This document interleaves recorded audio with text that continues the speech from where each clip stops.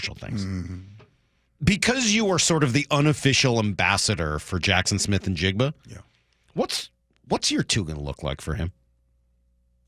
Because there are a lot of people. Brock was going through the guys he thinks will have a big jump in their sophomore season. I was a little disappointed that Olu wasn't on that list because right now he's looking like the starter at center because I don't know who else is going to be.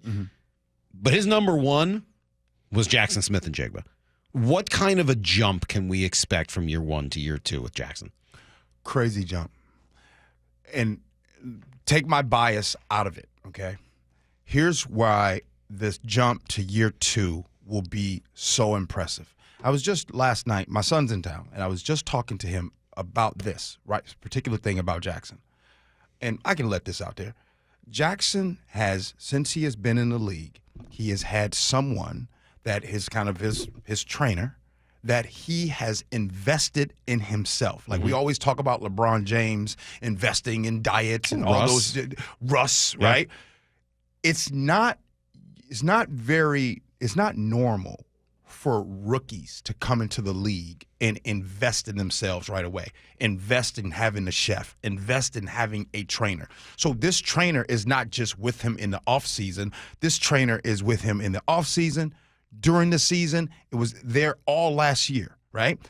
This past offseason, he had a phenomenal offseason, right? And I'm saying that because you can tell sometimes you can see guys where they're just constantly going to Vegas and kicking it and going to do all these things and jet setting all over the place.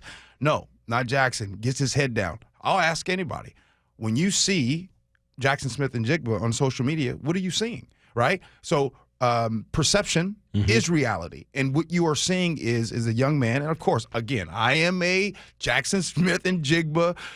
I'm biased. I love him. Yeah. All that stuff. You've known him a long time. Fair. That's okay. Fair. With that being said, but the work that young man puts in, the work that his trainer, what they do, the mind, the things they do during the season, how sometimes he goes over there. The trainer will go over there before practice, and they go for walks in the morning time before going or before games, all those things. So I think Jaxon will have a great year. One last thing to say. If you go back to last season, to start the season, what did Jaxon have? He had a broken hand. Right. He started the season off. He didn't take 6 weeks off. He didn't miss 4 games. He didn't miss a game, and he started off week 1 with a broken hand. So, yeah, he's going to definitely have a better year 2. Be curious to see how he's used in this new offense, too. I mean, that's the other thing we don't know yet is what things, how it'll be different with Ryan Grubb running this offense as opposed to Shane Waldron. But based on what things look like for all 3 of the receivers at UW, it sure seems like something that should set up pretty well for him. Boom. That's thing right there.